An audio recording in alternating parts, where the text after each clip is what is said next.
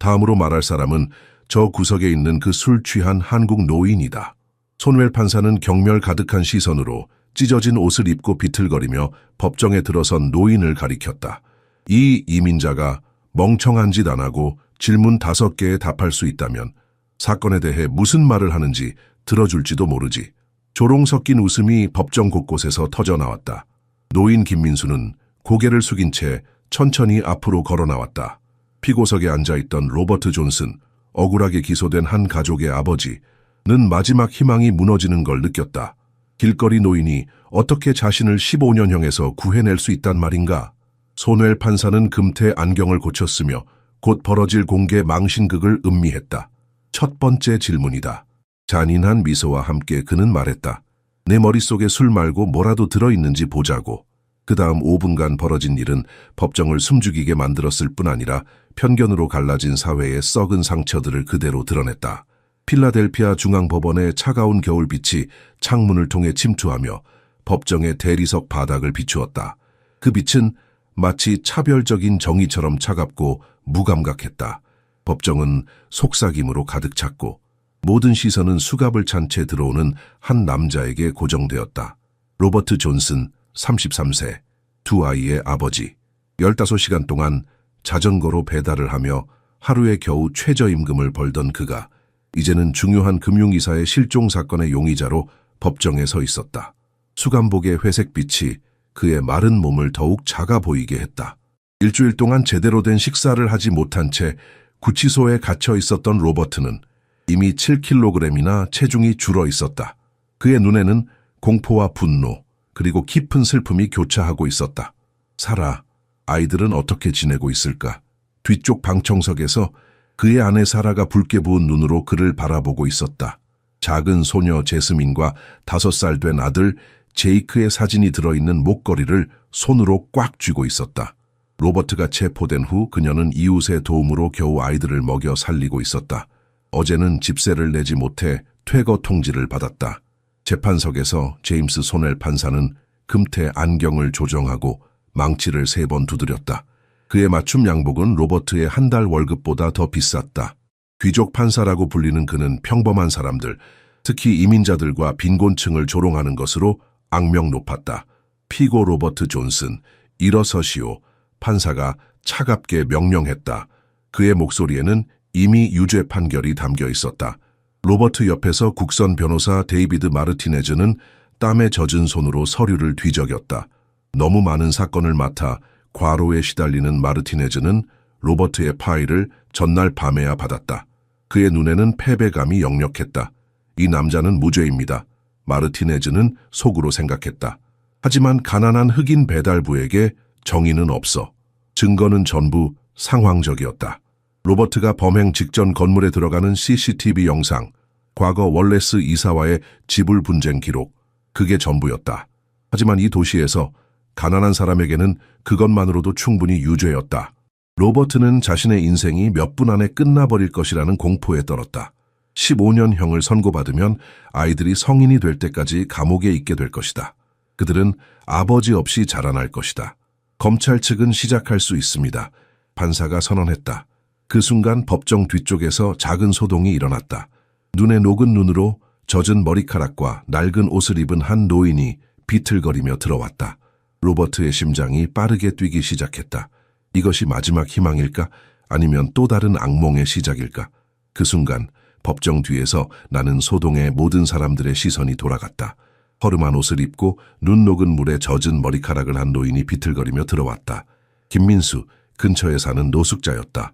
그의 낡은 신발에서는 물기가 떨어져 고급스러운 법정 바닥에 작은 웅덩이를 만들고 있었다. 방청석의 사람들은 코를 찡그리며 눈에 띄게 물러났다. 그들의 표정은 마치 전염병 환자를 보는 것 같았다. 노인 주변으로 진공 상태가 형성되었고 어떤 여성은 향수병을 꺼내 분사하기까지 했다. 그 모욕적인 행동에도 민수는 꿋꿋이 앞으로 나아갔다. 제가 봤습니다. 민수가 떨리는 목소리로 말했다. 그의 무거운 한국 억양 때문에 단어들은 거의 알아들을 수 없었다. 법정은 순간 얼어붙었다. 아무도 이런 일을 예상하지 못했다. 손웰 판사는 절대적인 경멸로 민수를 바라보았다. 그의 입가에 비웃음이 번졌다. 누가 이 이민자 거지를 들여보냈나? 판사가 비꼬듯 물었다. 법정이 외국인들에 의해 오염되고 있군. 우리 언어도 제대로 못하는 사람들 말이야. 그의 목소리에는 편견이 가득했다. 노골적인 엘리트주의였다. 방청석에서 몇몇 사람들이 웃음을 터뜨렸고 다른 이들은 이 외국인 혐오적 발언에 불편해하며 꿈틀거렸다. 로버트는 갑자기 느껴지는 희망의 불씨에 몸을 곧게 폈다. 이 낯선 노인이 무엇을 알고 있는 걸까? 그는 감히 기대하지 못했다. 민수의 손은 떨리고 있었지만 그의 눈빛은 확고했다. 도전적이었다. 그는 일생 동안 미국에서 무시당하고 투명인간처럼 취급받아 왔지만 오늘은 진실을 말하고 싶었다. 아무도 믿지 않더라도. 제 이름은 김민수입니다. 그날 밤에 모든 것을 보았습니다. 민수가 더 단호하게 반복했다. 판사는 비웃으며 불필요하게 강하게 망치를 내리쳤다. 그 소리에 법정 전체가 움찔했다. 우리는 외국인 거지의 증언을 받아들일 수 없소. 먼저 당신이 우리 미국 법을 이해하는지 제정신인지 확인해야겠소. 로버트는 절망적인 눈으로 민수를 바라보았다. 그의 마지막 희망은 이 한국인 노숙자, 완전한 낯선 사람에게 달려 있었다. 변호사 마르티네즈는 처음부터 노숙자의 존재를 알고 있었다. 지역 주민들과 대화하며 그는 누군가가 그날 밤 건물에서 도망치는 사람을 목격했다는 사실을 알았지만 경찰은 노숙자 한국 노인의 증언이라며 완전히 무시했었다. 당신이 우리의 마지막 희망입니다. 재판 전에 마르티네즈가 속삭였다. 판사가 뭐라 하든 당신이 본 것을 그대로 말해주세요. 민수는 낡은 모자를 만지작거리며 초조해했다.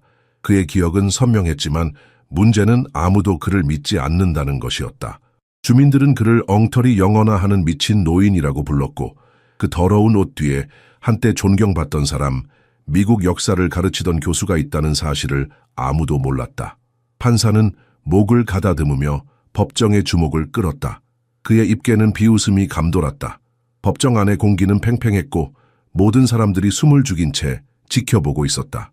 자, 당신의 정신 상태와 우리 위대한 국가에 대한 지식을 시험해 보겠소.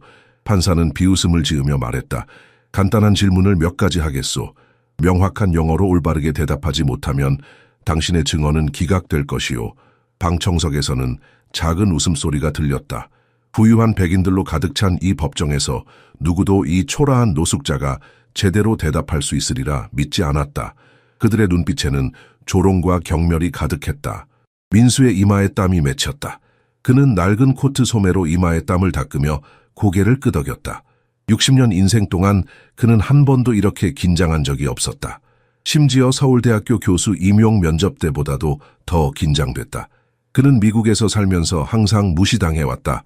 모든 것을 잃은 이후로는 투명 인간처럼 취급받았다. 하지만 오늘 그는 아무도 믿지 않더라도 진실을 말하고 싶었다. 그의 손은 떨렸지만 눈빛만큼은 단호했다. 질문이 시작되기 전 로버트는 애원하는 눈빛으로 민수를 바라보았다. 그는 민수에게서 마지막 희망의 신락 같은 가능성을 보고 있었다. 그의 눈에는 제발 도와주세요라는 말 없는 호소가 담겨 있었다. 법정의 공기는 무거웠고 온도는 점점 올라가는 것 같았다. 사라는 손수건으로 눈물을 훔치며 로버트에게 용기를 주기 위해 미소를 지었지만 그녀의 눈에는 깊은 두려움이 서려 있었다. 어젯밤 그녀는 아이들에게 줄 마지막 빵 한 조각을 위해 자신의 결혼 반지를 전당포에 맡겼다. 판사의 첫 번째 질문이 법정에 울려 퍼졌다. 그의 목소리에는 명백한 악의가 담겨 있었다. 서랍 안에 양말이 53개 있습니다.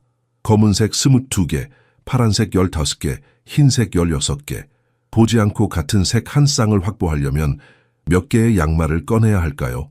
방청석의 많은 사람들은 민수가 혼란스러워하거나 터무니없는 대답을 할 것이라 기대했다. 그들의 편견을 확인시켜줄 증거라도 되는 것처럼. 하지만 민수는 잠시 생각한 후 떨리지만 완벽하게 선명한 목소리로 대답했다. 네 개입니다, 판사님. 처음 3개가 모두 다른 색이라면 네 번째는 반드시 이미 꺼낸 것 중 하나와 같은 색일 것입니다. 법정은 완전한 침묵에 빠졌다. 방금 전까지 웃고 있던 사람들은 이제 놀란 표정으로 서로를 바라보았다.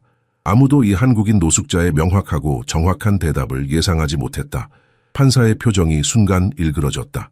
노숙자의 정확한 대답에 당황한 그는 눈을 가늘게 뜨고 민수를 노려보았다. 법정 안의 긴장감은 한층 더 고조되었다. 판사는 빠르게 두 번째 질문으로 넘어갔다. 베트남 전쟁이 미국과 한국의 관계에 중요했던 이유가 무엇인가요? 민수의 눈이 갑자기 빛났다. 수십 년간 역사 교수로서 쌓아온 지식이 그의 눈에서 반짝였다. 그는 깊게 숨을 들이마시고 어깨를 펴고 답변을 시작했다. 베트남 전쟁은 우리 두 나라 사이의 전략적 동맹을 공고히 했습니다. 미국이 경제적 지원을 제공하는 동안 한국은 1964년부터 1973년 사이에 30만 명이 넘는 군인을 베트남에 파견했습니다. 이는 미국인들 다음으로 가장 큰 병력이었죠. 이 군사적 협력은 오늘날까지 지속되는 외교적, 경제적 유대를 강화했습니다. 법정이 술렁였다. 방청석에 앉아있던 한 노년의 베트남 참전 용사는 충격받은 표정으로 입을 벌렸다. 그는 이 누추한 노숙자가 베트남 전쟁의 복잡한 역사를 자신보다 더 잘 알고 있다는 사실에 경악했다. 로버트는 민수를 경이로운 눈으로 바라보았다. 도대체 이 노숙자는 누구인가? 어떻게 이토록 학문적인 지식을 가지고 있을 수 있는가? 그의 마음속에 희망의 불씨가 더 크게 타오르기 시작했다. 판사는 망치 위에 주먹을 꽉 쥐었다. 그의 얼굴은 점점 더 붉어졌다. 한국인 노숙자가 이렇게 박식한 대답을 하는 것은 그에게 개인적인 모욕처럼 느껴졌다. 그의 계획은 민수를 공개적으로 조롱하고 그의 증언을 무시하는 것이었지만 상황은 반대로 흘러가고 있었다. 좋아요, 판사가 이를 악물며 말했다. 그럼 대답해 보시오. 미국 독립선언서의 주요 저자는 누구였소? 민수는 망설임 없이 대답했다. 토마스 제퍼슨입니다, 판사님. 물론 최종 제출 전에 벤자민 프랭클린과 존 애덤스가 문서를 검토했지만요. 방청석에서 작은 박수 소리가 들렸다가 곧 잦아들었다. 누군가가 감탄의 휘파람을 불었다. 법정 서기는 민수의 대답을 열심히 기록하며 감탄의 표정을 감추지 못했다. 판사의 얼굴은 이제 완전히 홍당무가 되었다. 그는 더 이상 자신의 분노를 숨기지 못했다. 그의 계획이 완전히 무너지고 있었다. 이 보잘것없는 노숙자를 모욕하는 것은 점점 더 어려워지고 있었다. 법정 한쪽에 앉아있던 한 기자는 민수의 모습을 자세히 스케치하고 있었다. 필라델피아의 노숙자 교수라는 제목이 그의 머릿속에 떠올랐다. 이것은 단순한 재판 드라마가 아니었다. 사회적, 인종적 편견에 대한 강력한 도전이었다. 로버트의 아내 사라는 이제 눈물을 흘리지 않고 있었다. 그녀의 눈에는 희망의 빛이 서서히 밝아지고 있었다. 그녀는 옆자리에 앉은 친구에게 속삭였다. 저 할아버지, 정말 대단해요. 우리 로버트를 구해줄 수 있을까요? 판사는 이제 패닉 상태에 가까워 보였다. 그는 또 다른 도전적인 질문을 던져야 했다. 민수를 넘어뜨릴 수 있는 질문을. 판사는 입술을 세게 깨물었다. 그의 모욕 계획이 눈앞에서 무너지는 것이 보였다. 민수를 궁지에 몰아넣는 것은 점점 더 어려워지고 있었다. 이제 그는 명백한 적대감을 드러내며 또 다른 도전을 던졌다. 미국 헌법의 기본 원칙 3가지를 말해보시오. 민수는 한때 이 주제를 가르쳤던 사람의 명확함으로 대답했다. 연방주의 권력 분립, 그리고 개인 권리 보호입니다, 판사님. 헌법은 국가와 주 사이에 권력을 분할하는 연방 시스템을 확립하고 정부를 3개의 독립적인 부문으로 나누며 수정 헌법을 통해 기본적 권리를 보호합니다. 법정은 다시 한번 침묵에 빠졌다. 곧 작은 감탄의 소리가 들리기 시작했다. 방청석의 한 젊은 법대생은 재빨리 노트에 민수의 대답을 적고 있었다. 그녀의 헌법 교수도 이보다 더 명확하게 설명하지 못했다. 판사의 얼굴은 분노로 일그러졌다. 그의 증언을 불신하려는 계획이 전혀 통하지 않고 있었다. 법정의 모든 사람들은 이제 민수에게 경의를 표하는 눈빛을 보내고 있었다. 심지어 보안관도 그를 새로운 시선으로 바라보고 있었다. 방청석의 기자는 민수의 모습을 상세히 스케치하고 있었다. 필라델피아의 노숙자 교수라는 제목이 그의 기사 위에 떠올랐다. 이것은 단순한 법정 드라마가 아니라 사회적, 인종적 편견에 대한 강력한 도전이었다. 그만! 판사가 소리치며 망치를 내리쳤다. 마지막 질문이다. 검사 하딩은 초조하게 시계를 확인했다. 그는 이 게임이 빨리 끝나고 본 재판으로 돌아가 배달부를 유죄 판결받기를 원했다. 그의 승률 기록은 완벽했고 그것이 깨지는 것을 원치 않았다. 로버트의 아내 사라는 손톱을 물어뜯으며 민수를 응원했다. 이 이상한 한국인 노숙자가 그녀의 남편을 구할 수 있을까? 그녀는 오늘 아침 교회에서 기도했었다. 하나님, 기적을 보내주세요. 그리고 민수가 법정에 나타났다. 혹시 이것이 응답일까? 판사는 최후의 일격을 준비했다. 교활한 미소가 그의 얼굴에 나타났고 법정의 호기심은 고조되었다. 사람들은 민수가 더 복잡한 질문들을 어떻게 다룰지 궁금해했다. 특히 압박 속에서 많은 미국인들도 틀릴 수 있는 그런 수수께끼를. 판사는 목소리를 높여 최종 도전을 제시했다. 만약 어제가 내일이라면 오늘은 금요일일 것입니다. 오늘은 무슨 요일인가요? 경멸의 어조는 명백했다. 마치 이 수수께끼가 외국인 노숙자를 혼란스럽게 만들 완벽한 함정인 것처럼. 법정의 모든 사람들은 숨을 죽였다. 이 질문은 분명 트릭이 있었다. 압박감 속에서 미국인들도 쉽게 실수할 수 있는 종류의 질문이었다. 민수는 잠시 눈을 감고 생각에 잠겼다. 그의 낡은 옷과 초라한 외모와는 달리 그 순간 그는 위험 있어 보였다. 법정은 그의 대답을 기다리며 조용해졌다. 판사는 승리의 미소를 지었다. 마침내 그를 붙잡았다고 생각했다. 민수는 판사의 눈을 똑바로 바라보았다. 그의 낡은 옷과는 달리 그의 눈빛에는 존엄성이 가득했다. 법정의 모든 사람들이 숨을 죽이고 있었다. 이 순간은 마치 영화의 클라이맥스처럼 느껴졌다. 오늘은 목요일입니다, 판사님. 만약 어제, 즉 수요일이 내일, 즉 금요일이라면 오늘은 목요일일 수밖에 없습니다. 법정이 술렁이기 시작했다. 몇몇은 놀라움의 웃음을 터뜨렸고 다른 이들은 이렇게 허름한 한국인 노숙자가 완벽한 영어로 이 질문들을 얼마나 잘 다루는지 놀라움을 감추지 못했다. 판사는 기침으로 당혹감을 감추려 했다. 그의 얼굴은 긴장한 땀으로 뒤덮여 있었다. 처음으로 그는 자신의 편견에 찬 계획이 공개적으로 실패할 수도 있다는 불안감을 느꼈다. 그는 시간을 벌기 위해 재판석에 있는 서류들을 뒤적거렸다. 어떤 약점이라도 드러낼 수 있는 마지막 질문을 생각하려 애쓰고 있었다. 모든 가난한 이민자들은 무지한가요? 판사가 마침내 물었다. 그의 질문에는 편견이 노골적으로 드러났다. 이 공개적으로 외국인 혐오적인 질문에 법정은 충격에 빠졌다. 민수는 침을 꿀꺽 삼켰지만 그의 자세는 변함없이 확고했다. 낡은 옷도 가릴 수 없는 존엄성이 그를 감싸고 있었다. 아닙니다, 판사님.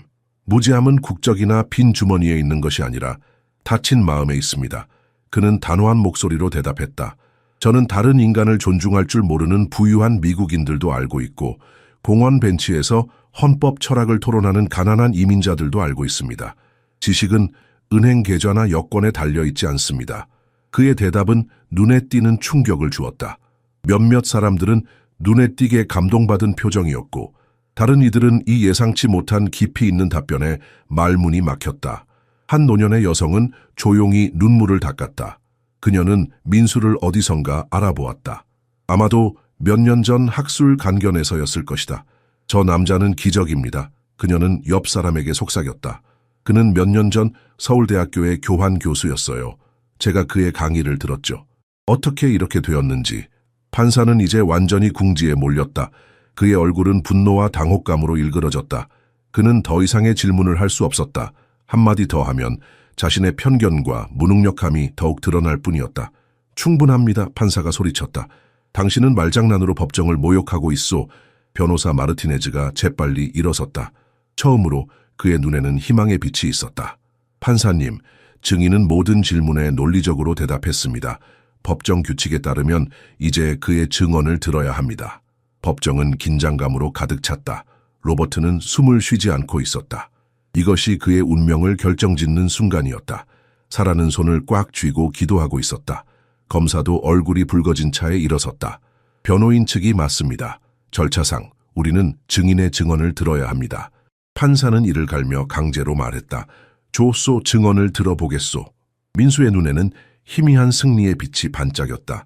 수년 만에 처음으로 그는 이 사회에서 한 인간으로 대우받고 있었다. 그가 증언을 시작하기 전 잠시 로버트를 바라보았다. 로버트의 얼굴은 새로운 희망으로 밝아졌다. 변호사 마르티네즈는 안도의 한숨을 내쉬었다. 이것은 새로운 사실 버전을 도입하기 위한 첫 단계였다. 시간을 낭비하지 않고 그는 민수에게 금융이사 실종의 운명적인 밤에 대해 설명해 달라고 요청했다. 민수 씨, 그날 밤에 무슨 일이 있었는지 자세히 설명해 주시겠습니까? 민수는 여전히 긴장했지만 자신감을 갖고 건물 뒤편에서 어떻게 잠을 청했는지 설명하기 시작했다. 그의 목소리는 처음에는 떨렸지만 이야기가 진행되면서 점점 확고해졌다. 그날 밤 저는 평소처럼 골목 끝벽 옆에 있었습니다. 눈이 조금 내리고 있어서 작은 처마 밑에 몸을 숨겼죠. 아마 11시쯤이었을 겁니다. 법정 전체가 그의 모든 말을 귀에 깊게 듣고 있었다. 그가 말하는 동안 검사는 표정을 감추며 메모를 하고 있었고 판사는 점점 커지는 불편함을 숨기지 못했다. 갑자기 건물 안에서 싸우는 소리가 들렸습니다. 다투는 목소리와 뭔가 깨지는 소리였죠. 저는 울타리 틈으로 들여다보았습니다. 민수는 잠시 눈을 감았다. 그 순간의 기억이 생생하게 되살아났다. 그날 밤의 추위, 얼어붙은 손가락, 그리고 두려움에 떨며 울타리 틈으로 보았던 순간 그의 심장은 지금도 그 기억에 빠르게 뛰고 있었다. 한 남자가 뛰쳐나왔습니다. 하지만 그 사람은 배달부가 아니었습니다. 법정에 작은 소동이 일어났다. 로버트는 의자에서 몸을 똑바로 세웠다. 그의 눈에는 희망의 불씨가 타오르고 있었다. 사라는 숨을 멈추고 있었다. 그 남자는 약간 절뚝거렸고 옷에는 파란색 잉크 같은 것이 묻어 있었습니다. 목에는 독수리 문신이 있었습니다. 방청석에서 술렁임이 커졌다. 로버트 존슨에게는 문신이 없었다. 그는 종교적 이유로 문신을 혐오했다. 그는 흰색 SUV에 탔습니다. 차 옆면에는 작은 찌그러짐이 있었어요. 검사가 갑자기 일어섰다. 그의 얼굴은 창백했다. 이에 있습니다. 이것은 순전한 조작입니다. 증인은 동포를 위해 편리한 이야기를 만들어내고 있습니다. 변호사 마르티네즈가 즉시 대응했다. 이에 있습니다. 검사는 인종차별적 암시를 하고 있습니다. 민수 씨는 한국인이고 제 의뢰인은 아프리카계 미국인입니다. 그들은 서로 알지도 못합니다. 판사는 망치를 내리쳤다. 둘 다 앉으시오. 증인 계속하시오. 민수는 자신감을 찾은 것 같았다. 저는 그 남자를 전에도 본 적이 있습니다. 그는 건물 공사 인부 중 한 명이었습니다. 항상 다른 작업자들에게 소리를 지르곤 했죠. 로버트의 얼굴이 밝아졌다. 처음으로 그는 그날 밤 사건에 대한 다른 버전이 존재한다는 것을 깨달았다. 그의 무죄를 증명할 수 있는 버전. 변호사 마르티네즈는 기회를 놓치지 않았다. 증인이 묘사한 사람은 분명히 피고 로버트 존슨이 아닙니다. 존슨에게는 문신이 없고 차도 소유하고 있지 않습니다. 이는 경찰이 완전히 다른 용의자를 조사했어야 한다는 것을 의미합니다. 검사의 얼굴이 붉어졌다. 그의 완벽한 사건이 눈앞에서 무너지고 있었다. 이에 있습니다. 이 모든 이야기는 단지 서류 없는 외국인의 확인할 수 없는 망상일 뿐입니다. 그의 목소리에 담긴 경멸은 법정에 있는 모든 사람들에게 느껴졌다. 방청석에서는 불편한 웅성거림이 일어났다. 기자들은 열심히 메모를 하고 있었다. 외국인 혐오적 검사 노숙자 증인 조롱이라는 내일의 헤드라인이 이미 형성되고 있었다. 판사는 이제 딜레마에 빠졌다. 그는 민수의 증언을 허구로 일축하고 싶었지만 모든 법정이 그가 지적 테스트를 모두 통과하는 것을 목격했다. 더 이상 그를 미친 사람이나 무지한 사람으로 묘사할 수 없었다. 로버트는 민수를 믿기 시작했다. 그들이 다른 세계에서 왔지만 이제 그들의 운명은 이상하게 얽혀 있었다. 갑자기 그의 마음속에 희미한 기억이 떠올랐다. 그날 밤 건물에서 본 것. 저도 그 남자를 본 것 같습니다. 로버트가 조용히 말했다. 모든 시선이 그에게 쏠렸다. 지금까지 그는 단지 자신의 무죄만을 주장해왔을 뿐 적극적으로 자신을 변호하지 않았다. 하지만 민수의 증언이 공포에 억눌려 있던 그의 기억을 자극했다. 로버트 씨, 말씀해 보세요. 변호사 마르티네즈가 재빨리 기회를 잡았다. 로버트는 목을 가다듬었다. 그의 목소리는 처음에는 약했지만 점점 강해졌다. 법정의 모든 사람들은 귀를 기울였다. 갑자기 그의 존재감이 달라졌다. 더 이상 비참한 피고인이 아니라 진실을 말하는 증인이 되었다. 그날 밤 제 마지막 배달은 월레스 이사의 사무실이었습니다. 제가 4층 엘리베이터에서 나왔을 때 작업복을 입은 남자와 마주쳤습니다. 그는 서둘러 지나갔고 저는 그냥 진행 중인 공사 작업자라고 생각했습니다. 로버트의 말을 듣고 있던 사라는 이제 희망으로 가득 찬 눈으로 자신의 남편을 바라보았다. 그녀는 오랫동안 잊고 있던 그날 밤에 대한 로버트의 이야기를 기억해냈다. 그는 체포되기 전에 이 만남에 대해 그녀에게 말했었다. 그 남자의 작업복에 이름이 있었어요. 사라가 갑자기 소리쳤다. 로버트가 그날 밤 집에 돌아와서 말했어요. 판사가 개입했다. 방청석은 조용히 하시오. 그게 어떻게 관련이 있습니까? 지금 편리한 증인을 만들어내고 있는 겁니까? 변호사 마르티네즈가 즉시 대답했다. 판사님, 제 의뢰인은 이전에 이 세부 사항을 언급하지 않았습니다. 왜냐하면 아무도 그에게 물어보지 않았기 때문입니다. 경찰 수사는 처음부터 그를 유일한 용의자로 초점을 맞추었고 다른 가능성을 무시했습니다. 법정이 다시 술렁이기 시작했다. 방청석에서는 몇몇 사람들이 경찰의 편향된 수사에 대해 속삭이기 시작했다. 한 기자는 유색인종 배달부 미우스 백인 경찰, 필라델피아의 정의는 어디에? 라는 제목의 기사를 이미 구상하고 있었다. 검사는 그의 접근 방식을 바꿨다. 좋습니다. 그렇다면 왜 이 노숙자는 경찰에 이 사실을 알리지 않았습니까? 민수는 쓴 미소를 지었다. 그 표정에는 고통, 경험, 그리고 체념이 한 번에 담겨 있었다. 저는 경찰서에 갔습니다, 검사님. 사건 다음 날 아침에요. 하지만 경찰은 저를 쫓아냈습니다. 아마도 취했을 외국인 노숙자의 망상이라고 말했죠. 민수의 목소리에는 수년간 쌓인 슬픔과 분노가 담겨 있었다. 그의 말을 들은 방청석에서는 충격의 한숨이 들렸다. 한 노년의 여성은 손수건으로 눈물을 닦았다. 그녀도 이민자였다. 검사는 말문이 막혔다. 편견과 불충분한 증거로 무고한 사람이 기소되었다는 이야기는 그의 평판에 치명적일 수 있었다. 그는 재빨리 서류를 뒤적이며 시간을 벌려고 했다. 판사는 이제 불가능한 상황에 처했다. 그의 완고함과 편견이 거의 잘못된 결정으로 이어질 뻔했다. 그는 자신의 존엄성을 유지하려고 노력했지만 법정의 분위기가 급격히 변하고 있다는 것을 느낄 수 있었다. 그럼 민수 씨, 그는 마지못해 물었다. 그 남자를 더 자세히 묘사할 수 있습니까? 민수는 고개를 끄덕였다. 약 45세, 키는 180cm 정도, 체격은 단단했습니다. 목 오른쪽에 독수리 문신이 있었고 턱에 눈에 띄는 흉터가 있었으며 왼쪽 다리를 절뚝거렸습니다. 이 묘사는 너무 구체적이어서 만들어낸 것처럼 보이지 않았다. 기자들이 열심히 메모를 했다. 이 사건은 이제 단순한 실종 사건이 아니라 진실, 정의, 그리고 제도적 편견에 관한 이야기였다. 로버트는 민수의 상세한 묘사에 놀랐다. 저도 그 남자를 기억합니다. 제가 엘리베이터에서 그를 만났을 때 그의 유니폼에는 윌슨이라는 이름이 적혀 있었습니다. 변호사의 눈이 빛났다. 윌슨이라고요? 월레스 이사와 관련된 사람일까요? 검사는 이제 눈에 띄게 긴장하기 시작했다. 그는 서류 폴더를 열고 빠르게 찾아보았다. 갑자기 그의 얼굴이 마치 유령을 본 것처럼 창백해졌다. 월레스 이사의 처남은 윌슨 카펜터라는 도구법자입니다. 그는 그 건물의 리모델링을 담당하고 있었습니다. 그는 마지못해 인정했다. 법정은 충격에 빠졌다. 방청석에서는 흥분된 속삭임이 퍼져나갔다. 로버트의 가족들은 서로를 껴안았다. 어쩌면 악몽이 끝날지도 모른다는 희망이 보였다. 판사는 머리를 흔들며 믿을 수 없다는 듯이 중얼거렸다. 그의 자신감은 사건의 반전으로 완전히 흔들렸다. 그는 자신의 편견이 얼마나 정의를 왜곡시켰는지를 깨달았다. 이 사건은 즉시 재조사가 필요합니다. 판사는 마침내 패배를 인정했다. 검찰은 이 윌슨 카펜터에 대한 모든 정보를 수집하여 24시간 내에 보고하십시오. 검사는 고개를 숙였다.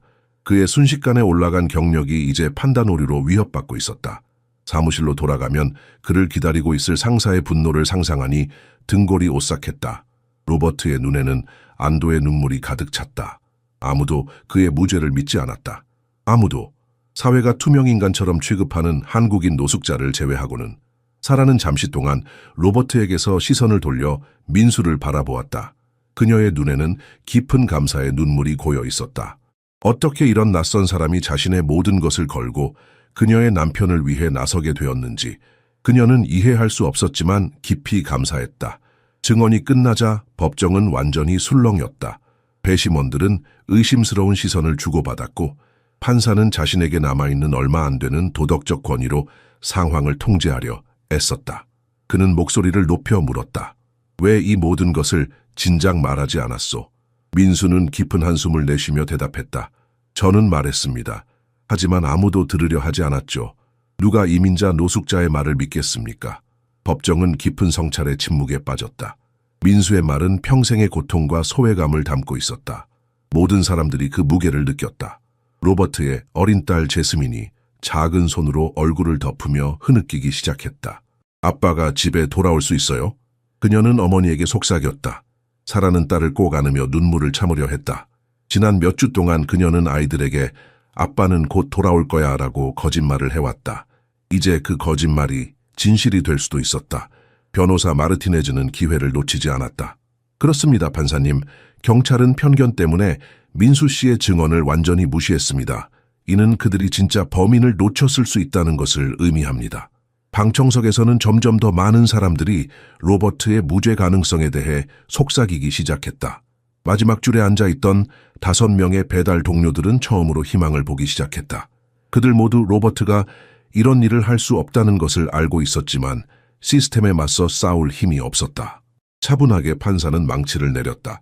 자신의 권위가 완전히 흔들린 것을 느끼며 그의 목소리는 평소보다 더 조용했다. 법정은 내일까지 중단됩니다. 경찰은 즉시 이 새로운 용의자를 조사해야 합니다. 법정이 해산되는 동안 한 형사가 조용히 빠져나가 전화를 걸었다. 윌슨 카펜터라는 남자에 대한 모든 것을 찾아보세요. 수사팀을 즉시 구성하십시오. 판사는 깊은 한숨을 내쉬었다. 그의 자존심은 상처를 입었지만 정의는 우선되어야 했다. 그는 자신의 서류를 정리하면서 처음으로 자신의 편견이 얼마나 깊었는지, 그리고 그것이 어떻게 다른 사람들의 삶을 파괴할 수 있었는지 생각하기 시작했다. 법정을 나서는 민수의 어깨는 무거워 보였다. 그는 피곤했고 온종일 제대로 먹지 못했다.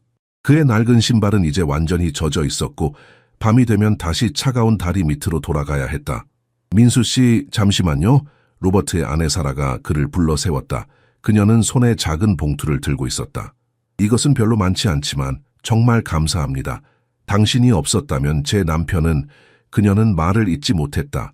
민수는 봉투를 거절하며 따뜻한 미소를 지었다. 아이들에게 주세요. 저는 괜찮습니다. 사라는 민수의 마음이 얼마나 크고 관대한지에 놀랐다. 그는 거의 아무것도 갖고 있지 않으면서도 자신이 가진 유일한 것인 존엄성을 지키려 했다. 그녀는 이 불가사의한 한국인 노인에 대해 더 알고 싶어졌다. 어디서 주무세요? 적어도 오늘 밤은 따뜻한 곳에서 주무셔야 해요. 민수는 부드럽게 고개를 저었다. 걱정하지 마세요. 저는 이제 추위에 익숙합니다. 민수는 천천히 법원을 빠져나와 필라델피아의 차가운 거리로 돌아갔다. 그날 밤 그는 여전히 같은 고가도로 아래에서 잠을 자겠지만 무언가가 깊이 변했다. 오늘 그는 투명 인간이 아니었다. 오늘 그는 중요한 사람이었다. 도시의 불빛이 그의 초라한 모습에 반사되었다. 어깨는 무겁고 관절은 아팠지만 그의 걸음에는 오랫동안 없었던 존엄성이 있었다.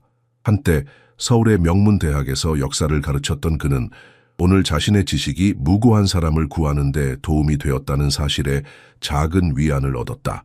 그 사이 수사가 재개되면서 경찰은 새로운 증거를 찾기 위해 사무실 건물로 돌아갔다. 형사 마크 에드워즈는 직원들을 다시 인터뷰하기 시작했다. 초기 수사에서 모든 사람들이 로버트 존슨의 유죄를 너무 확신한 나머지 올바른 질문을 하지 않았다는 사실이 그를 깊이 괴롭혔다. 윌슨 카펜터라는 사람을 아십니까? 그는 4층에서 일하는 50세의 비서 톰슨 씨에게 물었다. 그녀는 즉시 눈살을 찌푸렸다. 그 무례한 남자요. 월레스 이사의 처남이에요. 항상 소리 지르고 노동자들을 학대하죠. 왜요? 형사의 눈이 빛났다.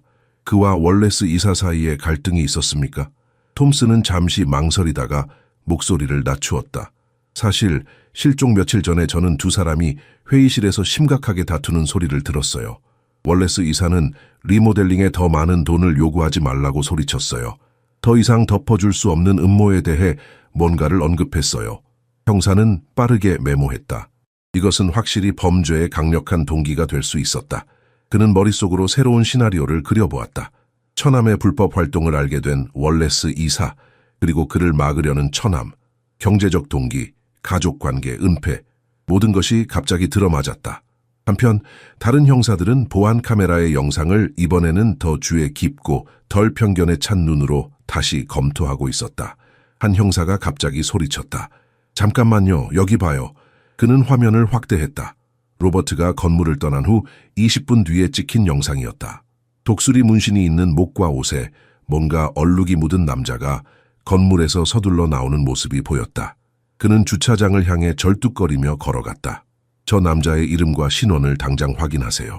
모든 교통 카메라를 확인하고 그날 밤 그 시간대에 지나간 모든 흰색 SUV를 찾으세요. 수사팀은 새로운 에너지로 가득 찼다. 로버트를 체포했을 때의 자신감은 이제 불편한 의문으로 바뀌었다. 그들은 얼마나 쉽게 선입견에 빠져 다른 가능성을 무시했는가. 밤늦게 에드워즈 형사는 윌슨 카펜터의 집 앞에 도착했다. 그것은 고급 교외의 커다란 주택이었다. 그는 동료를 돌아보며 말했다. 이제 진짜 수사가 시작됩니다. 그때 그의 무정의에서 소리가 들렸다. 에드워즈 윌슨 카펜터의 신용카드가 캐나다 국경 근처에서 사용되었습니다. 그리고 더 중요한 것은 목격자들이 그가 다른 남자와 함께 있었다고 합니다. 그 남자는 월레스 이사의 설명과 일치합니다. 에드워즈의 눈이 커졌다. 그를 잡아라. 어떤 수단을 써서라도. 다음 날 아침 필라델피아의 모든 신문은 충격적인 전환을 대대적으로 보도했다. 윌레스 이사 생존 발견, 처남에 의해 납치, 한국인 노숙자의 증언이 무고한 사람 구해, 경찰, 수사 절차 전면 재검토 약속. 로버트 존슨은 즉시 석방되었고 모든 혐의는 공식 사과와 함께 취하되었다. 교도소의 문이 열리자 로버트는 눈을 깜박이며 아침 햇살을 맞았다. 사라와 아이들이 달려와 그를 껴안았다.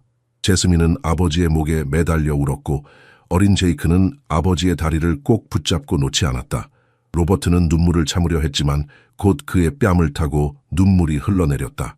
아빠, 정말 돌아올 줄 알았어요. 제스민이 흐느꼈다. 매일 밤 기도했어요. 로버트는 딸의 머리를 쓰다듬었다. 내 기도가 응답받았구나, 내 사랑.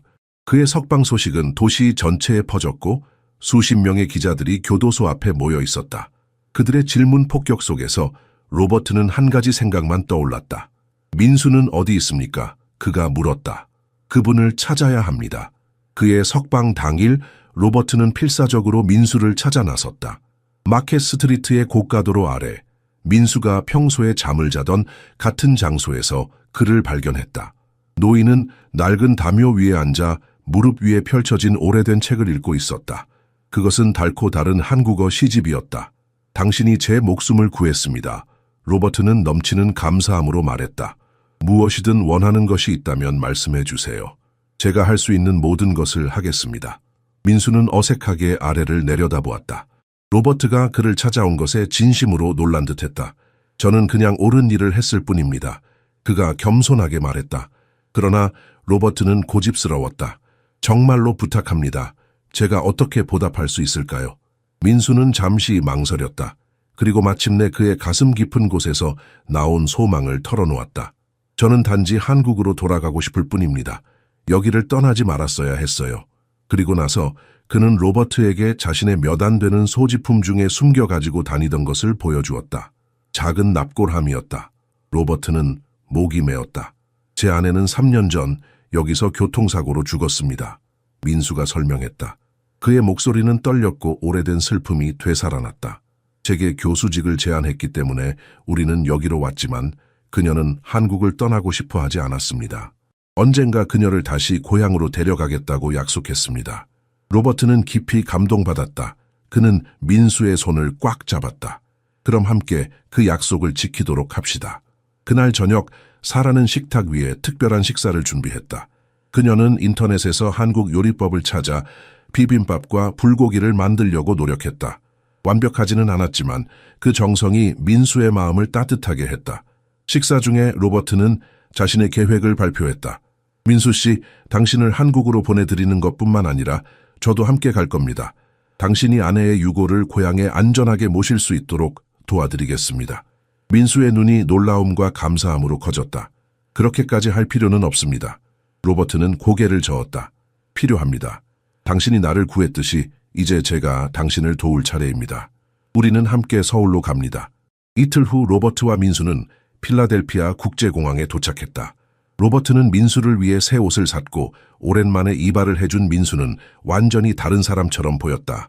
그의 얼굴에 깊게 패인 주름은 여전했지만 눈빛에는 오랫동안 보이지 않았던 희망의 빛이 다시 돌아왔다. 공항 라운지에서 민수는 작은 납골함을 무릎 위에 조심스럽게 올려놓고 있었다. 그의 손가락이 천천히 금속 표면을 쓰다듬었다. 영희야, 드디어 집으로 돌아가는구나. 그는 한국어로 속삭였다. 로버트는 민수의 표정에서 깊은 감정을 읽었다. 그녀에 대해 말해 주실 수 있을까요? 그가 조심스럽게 물었다. 민수의 눈이 먼 곳을 바라보며 빛났다. 그녀는 대학에서 제 학생이었습니다. 제가 37, 그녀는 23이었죠. 모두가 반대했지만 우리의 사랑은 너무 강했습니다. 그는 쓴웃음을 지었다. 가족들은 우리를 받아들이지 않았습니다. 그래서 우리는 서울에서 조용히 살았죠. 영희는 음악을 가르쳤습니다. 피아노였죠.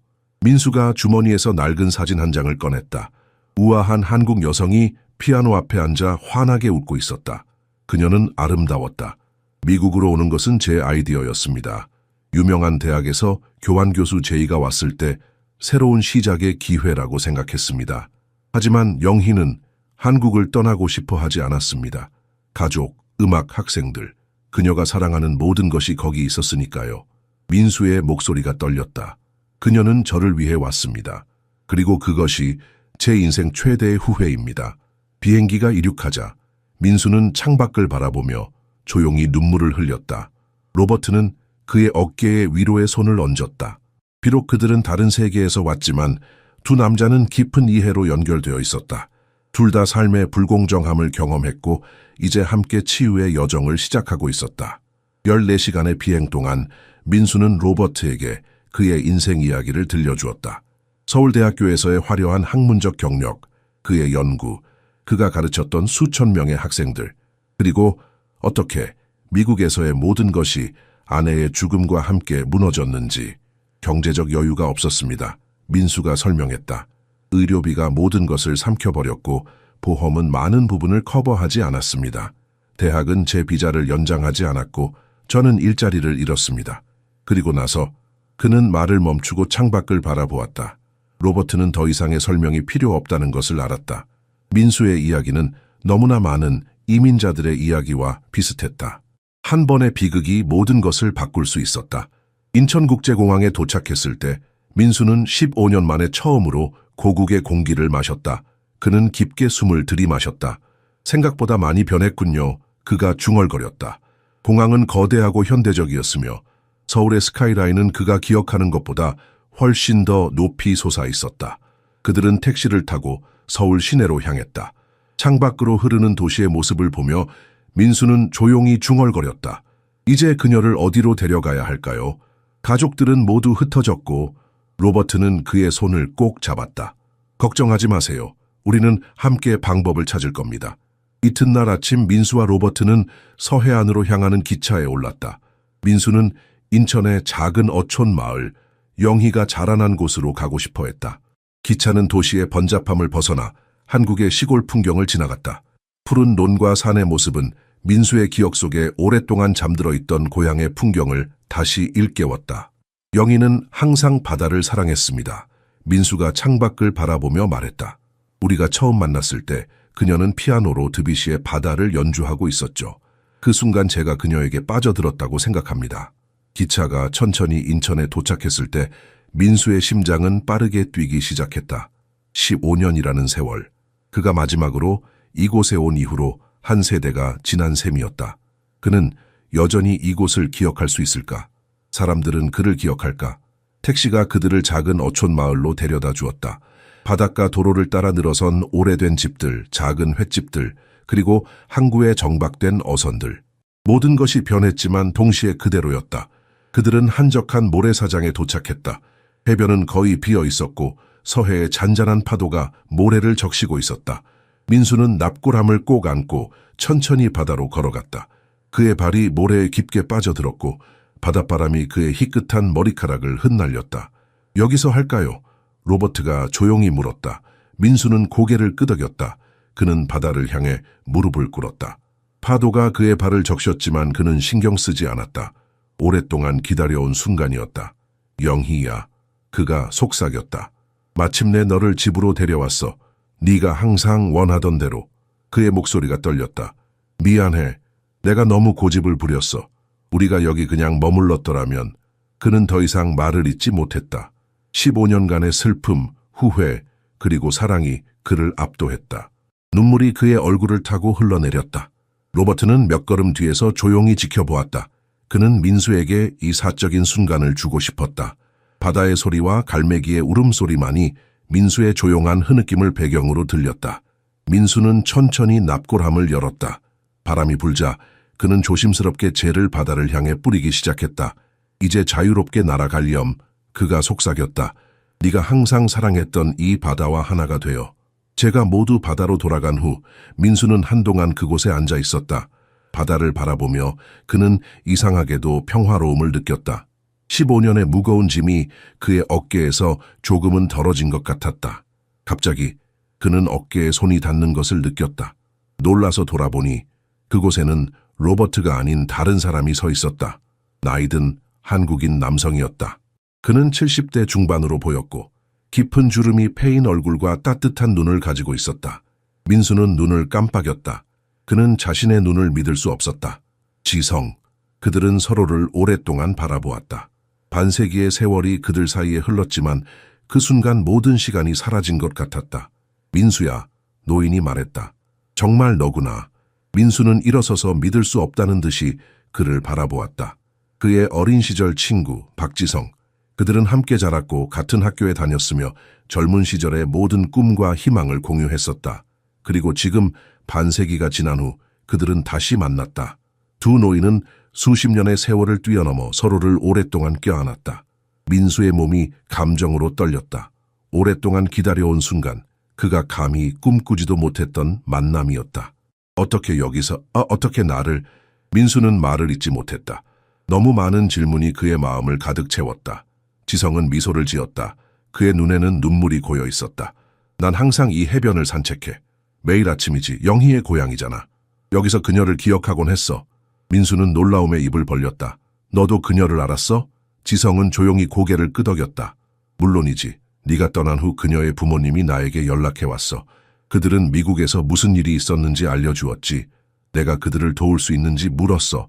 그때부터 나는 너를 찾으려고 했어. 하지만 연락이 끊겼고 서해의 찬바람이 두 노인의 얼굴을 스쳤다. 민수는 자신의 눈을 의심했다. 이것이 정말 현실인가? 아니면 자신의 지친 마음이 만들어낸 환상인가? 로버트는 조금 떨어진 곳에서 이 모든 광경을 지켜보았다. 그는 이 두 노인 사이에 깊은 유대감이 있다는 것을 느낄 수 있었다. 그는 조용히 해변을 걸으며 그들에게 사적인 시간을 주었다. 우리가 마지막으로 만난 게 언제였지? 민수가 물었다. 그의 목소리는 감정으로 떨렸다. 지성은 하늘을 바라보며 생각에 잠겼다. 1969년 군대에 가기 전이었던 것 같아. 그 후로 내가 편지를 보냈지만 너는 답장하지 않았지. 민수는 부끄러움에 고개를 숙였다. 너무 바빴어. 대학원 연구 강의, 그리고 영희를 만났고. 그의 목소리가 작아졌다. 세월이 흐른 후에야 그는 자신이 얼마나 많은 소중한 관계를 소홀히 했는지 깨달았다. 지성은 이해한다는 듯이 고개를 끄덕였다. 인생이란 그런 거야, 민수야. 우리는 모두 실수를 해. 하지만 중요한 건 우리가 돌아올 곳이 있다는 거지. 민수는 의문스러운 눈으로 오랜 친구를 바라보았다. 무슨 뜻이야? 지성은 민수의 어깨를 부드럽게 잡았다. 나와 함께 가자. 할 얘기가 많아. 그들은 해변을 따라 걸으며 수십 년의 공백을 메우기 시작했다. 지성은 교사가 되어 마을 학교에서 역사를 가르쳤다고 했다. 그는 결혼했고 두 딸과 5명의 손주가 있었다. 그의 아내는 3년 전에 세상을 떠났다. 지금은 혼자 살고 있어. 지성이 말했다. 큰 집이지. 빈 방이 너무 많아. 민수는 친구의 눈을 바라보았다. 그 눈에는 말하지 않은 제안이 담겨 있었다. 희망이 그의 가슴을 가득 채웠다. 해변에서 약간 떨어진 곳에 작은 마을이 있었다. 전통적인 한옥과 현대적인 건물이 조화롭게 어우러져 있었다. 지성은 민수를 작은 다방으로 안내했다. 따뜻한 차향이 공간을 가득 채웠다. 여기 내 작은 은신처야. 지성이 미소 지으며 말했다. 은퇴 후에 이 다방을 열었어. 사람들을 만나고 이야기를 나누기 좋거든.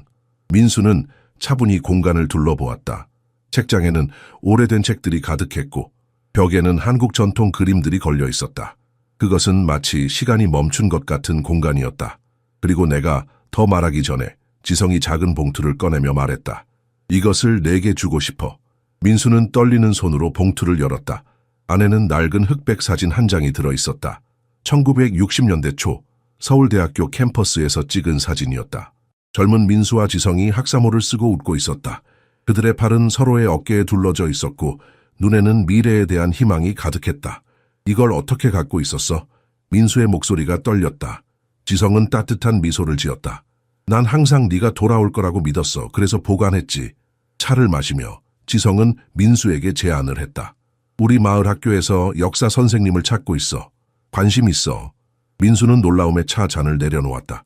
내가 이 나이에? 지성은 웃었다. 나이가 뭐가 중요해? 너의 지식과 경험은 금보다 귀해. 아이들은 내 이야기를 듣고 싶어 할 거야. 미국에서의 경험, 법정에서의 싸움, 인간 존엄성에 대한 너의 생각들. 민수의 마음속에 오랫동안 꺼져 있던 불꽃이 다시 타오르기 시작했다. 그는 다시 가르칠 수 있을까? 15년간의 노숙 생활 후에 그는 다시 교실에 설 수 있을까? 그리고 지성이 계속했다. 내 집에는 빈 방이 있어.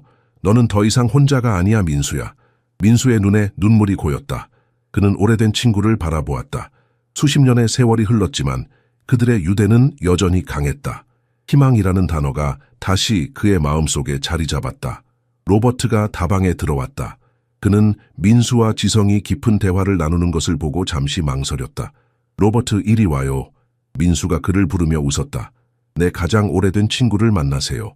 로버트는 미소를 지으며 다가왔다. 지성은 존경스럽게 로버트에게 고개를 숙였다. 당신이 민수를 도와주셨다고 들었습니다. 진심으로 감사드립니다. 로버트는 자신이 여기서 해야 할 역할이 끝나가고 있음을 느꼈다.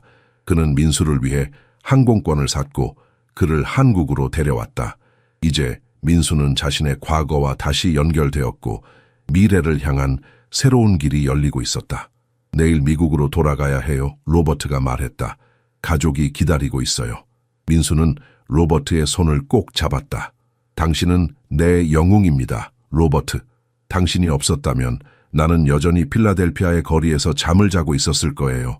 로버트는 고개를 저었다. 아닙니다. 당신이 영웅이에요, 민수 씨.